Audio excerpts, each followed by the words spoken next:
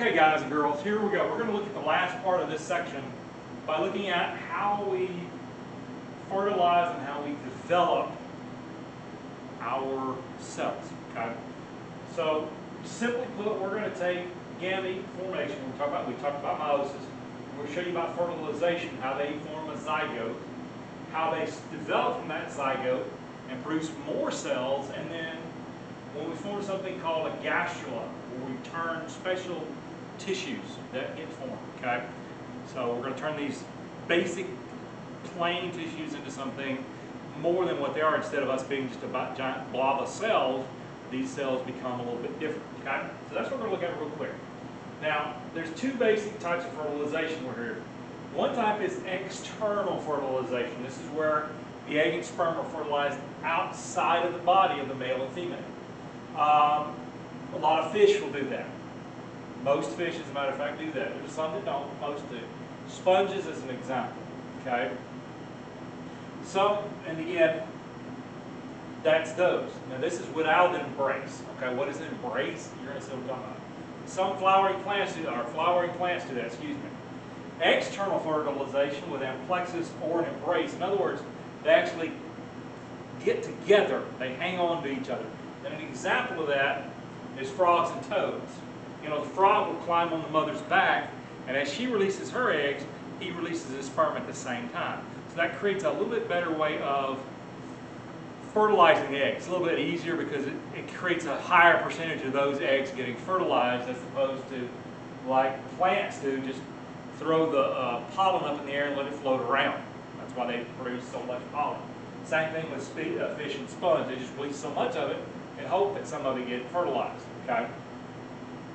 Now that's one type, is external fertilization.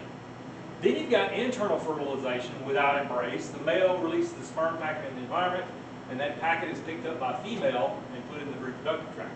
So basically, he lays a packet of sperm, she gets it, pulls it in, and then fertilizes it inside of her. The octopus, the squid, and salamanders tend to do this.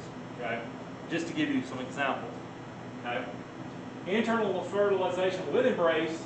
Obviously, there's direct contact between the male and the female. All the higher vertebrates do this. Humans, dogs, cats, birds, all those creatures. All right, all those do those. Okay. So again, you got internal and you got external, right? External is not inside the body. The internal is inside the body. Or you got with embrace or without embrace. Okay. Pretty straightforward there, right? Now, the next thing is, when your cells, that zygote that starts off, because we all start off as a single-celled critter, right? That zygote, when it starts to grow, it's going to reproduce, it's going to cleave. What does that mean? It's going to grow and it's going to divide and it's going to split. We're creating cleavage here, okay? And we'll keep growing, and then the next thing we know, we'll have this cluster of cells called a mortariolon. I hate that word, mortariolon, okay? Then it'll continue to grow, and it gets to a certain size. They call it a blastula. Now, a blastula is a hollow ball of cells, okay? And this is where our stem cell, you've heard that term stem cells before. The environment where we have all these cells that are developing that we use to help with certain diseases and such, right? That if we harvest the stem cells, we use it, it may cure some of the diseases. Well, this is where you'll find stem cells in the blastula phase, okay? This is when we're all basically a ball of cells, a hollow ball of cells, okay? And they can eventually become any body cell you want them to be. And see, that's the interesting thing that people are using these stem cells to cure certain disorders and diseases. Or hopefully that's what they're trying to get it even more efficient this way, okay? Now, at a certain point, that blastula is going to start to fold in on itself. It's like taking a basketball and deflating it and folding it in on itself. This is what we're going to call a gastrula, okay? So think about a blastula as being a basketball, and if all the air was let out and you folded it inside of itself, it would turn into a gastrula. And what that does is it creates 3 layers of tissues, okay? It creates what we call 3 germ layers. The ectoderm, which is the outside, that's going to become the skin and the nervous system of these, like for us, it would turn into the skin and the nervous system. The mesoderm, which is the middle layer, becomes the bone and the muscles, okay? And then the innermost layer, the endoderm, would be all your digestive organs and such, okay? So right here with the ectoderm, that'd be your skin and your nerves, then your muscles and bones, and then all your digestive organs, okay? Right here, okay? Now, this is what we look like at a certain couple, I think it's about, I think it's 2 weeks in, this is what we look like, if my math is correct. And then at some point, these cells start to change, because again, we're not a 5.5 foot long hot dog sitting here, are we? We have different organs that have different functions and have different even thicknesses and densities to them. How does that work? By a process called differentiation, okay?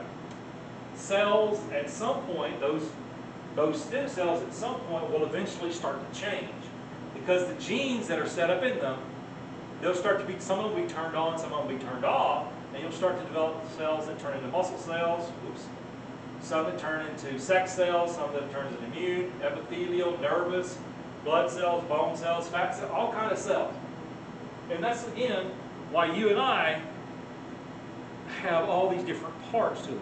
Because those cells that started off up here, even though they're all basically the same, some interesting things happen with their DNA and the chromosomes and the genes. Certain genes get turned on at certain times.